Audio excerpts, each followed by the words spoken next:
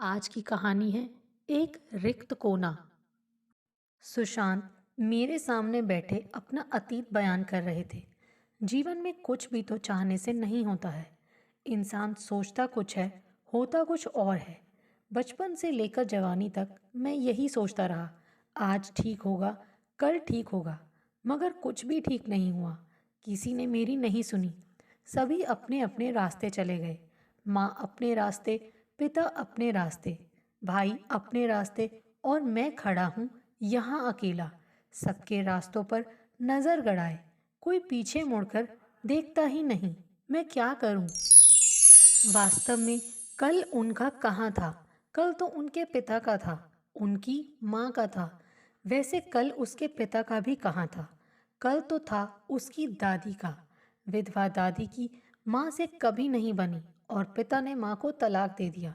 जिस दादी ने अकेले रह जाने पर पिता को पाला था, क्या बुढ़ापे में माँ से हाथ छुड़ा लेते?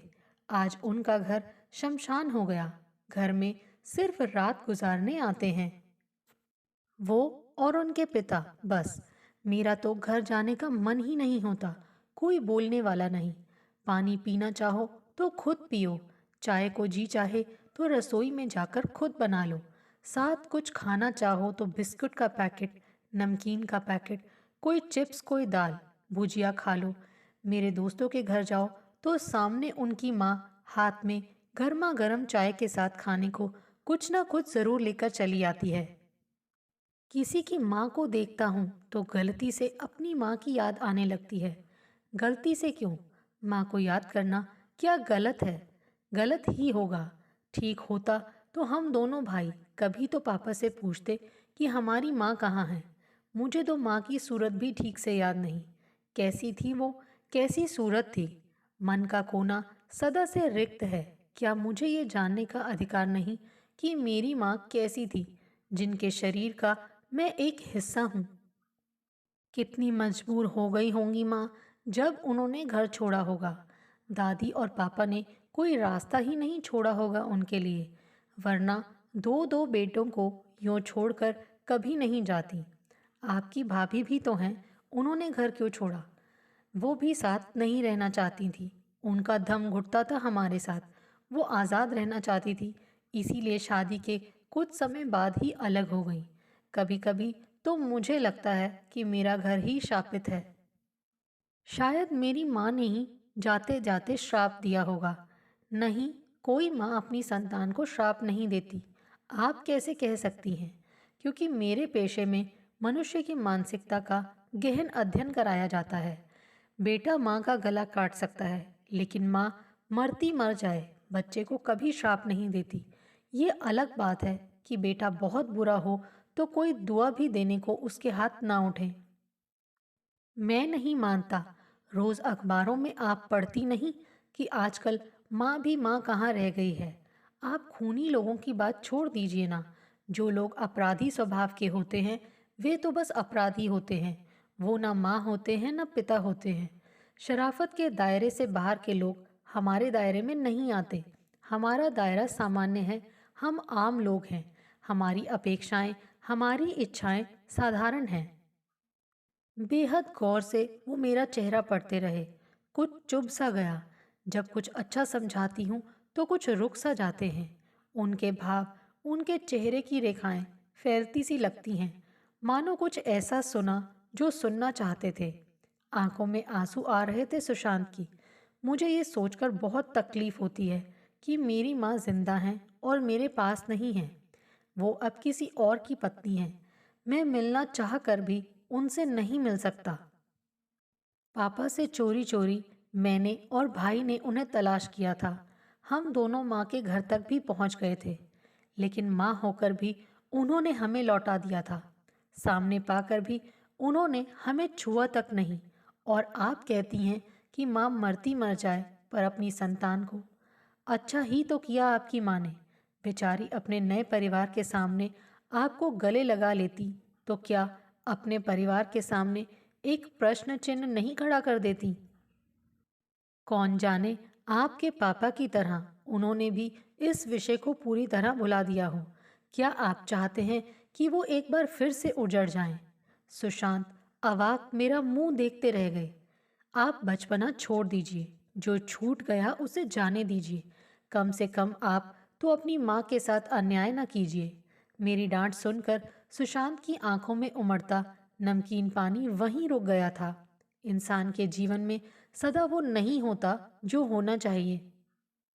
याद रखिए, जीवन में मात्र 10% ऐसा होता है जो संयोग द्वारा निर्धारित किया जाता है। बाकी 90% तो वही होता है जिसका निर्धारण व्यक्ति स्वयं करता है। अपना कल्याण या अपना सर्वनाश व्यक्ति अपने ही अच्छे या बुरे फैसले द्वारा करता है।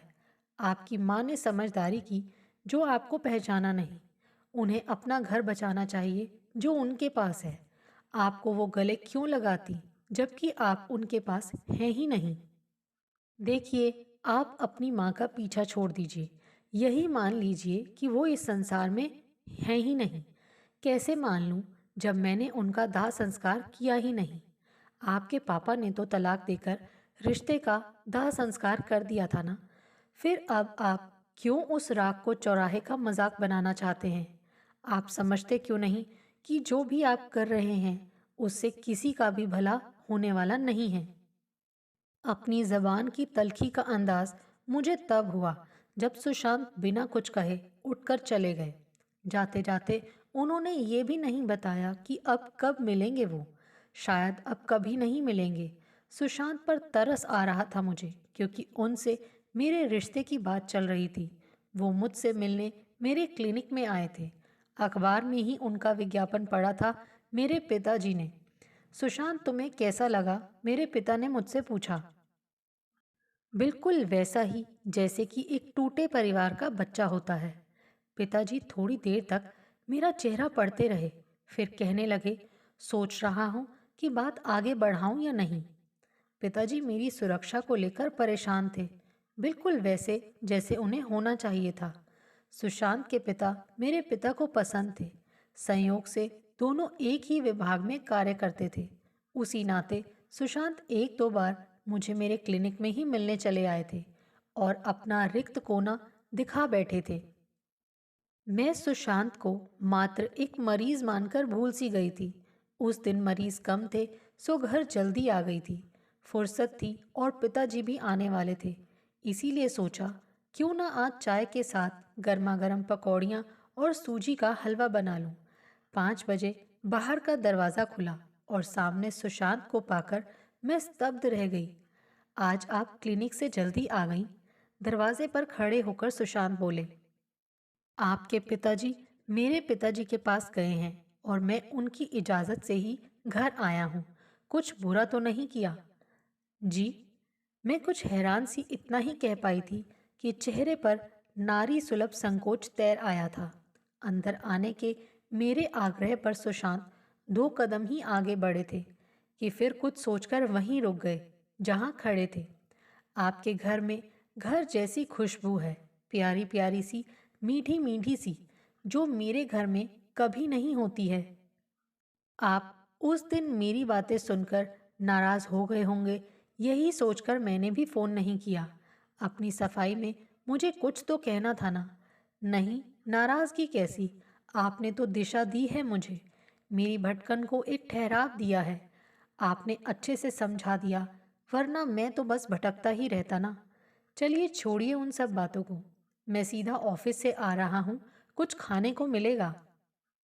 पता नहीं क्यों मन भर आया मेरा। एक लंबा चौड़ा पुरुष जो हर महीने लगभग 30,000 रुपये कमाता है, जिसका अपना घर है, बेघर सा लगता है, मानो सदियों से लावारिस हो।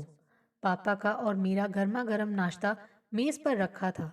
अपने दोस्तों के घर जाकर उनकी माँ के हाथों में छिपी ममता को तरसी आंखों से देखने वाला पुरुष मुझ में भी शायद वही सब तलाश रहा था।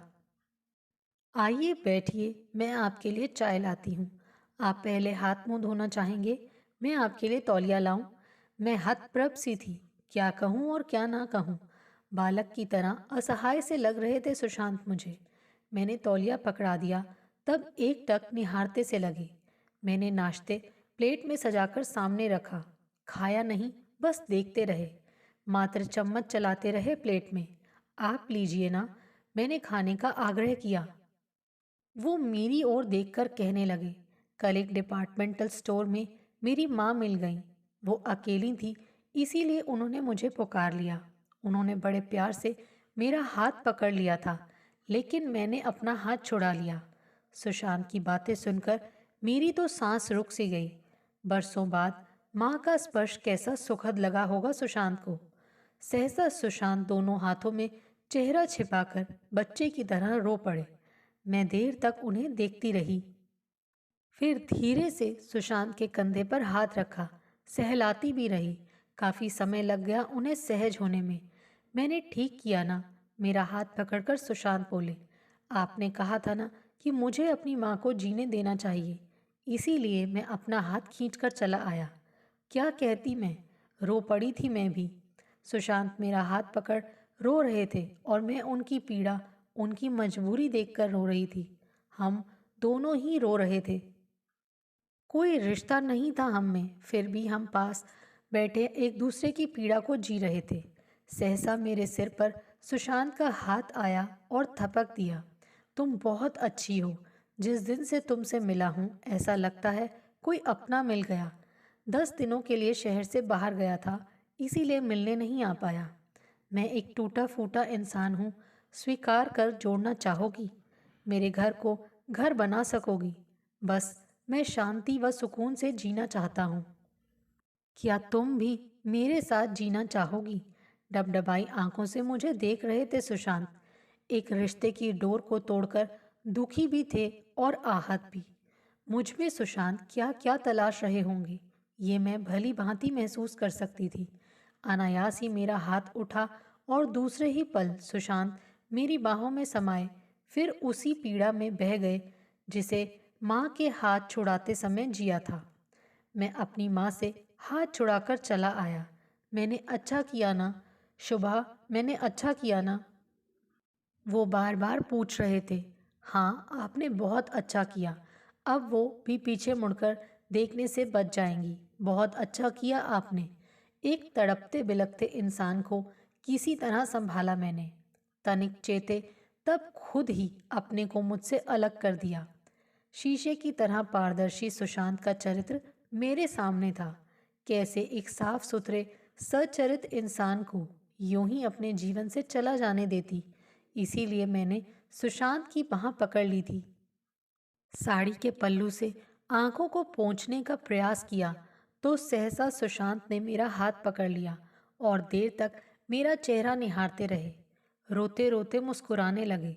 समीप आकर धीरे से गर्दन झुकाई और मेरे ललाट पर एक प्रगाढ़ चुंबन अंकित कर दिया। फिर अपने ही हाथों से अपने आंसू पोंछ लिए। अपने लिए मैंने सुशांत को चुन लिया। उन्हें भावनात्मक सहारा दे पाऊंगी, ये विश्वास है मुझे। लेकिन उनके मन का वो रिक्त कोना कभी भर पाऊंगी, ऐसा विश्वास नहीं। क्योंकि संतान के मन में माँ का स्थान तो सदा सुरक्षित होता है ना, जिसे माँ के सिवा कोई नहीं भर सकता। दोस्तों, आपको हमारी ये कहानी कैसे लगी? आप कमेंट करके हमें ज़रूर बताइए। और जिन्होंने अभी तक हमारे चैनल को सब्सक्राइब नहीं किया है, प्लीज़ ज़रूर सब्सक्राइब कीजिए। Thanks for watching this video.